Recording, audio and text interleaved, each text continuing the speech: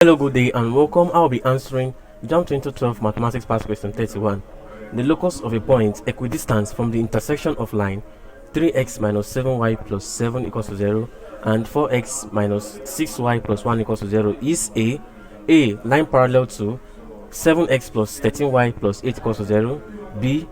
Circle, C. Semicircle, and D. A bisector of 7x plus 13y plus 8 equals to 0.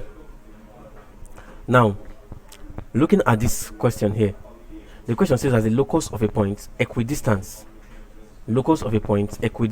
from the intersection of lines 3x minus 7y plus 7 equals to 0 and 4x minus 6y plus 1 equals to 0 is A.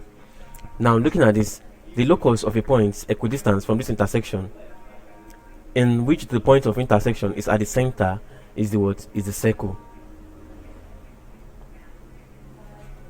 So the answer is what? Option B.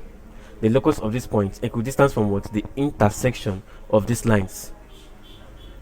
That is, now take for instance, now you have the line like this and this line like this. Now this is the point of what? Intersection. Now the locus of this what? Of this intersection of these two lines is what? Is a circle.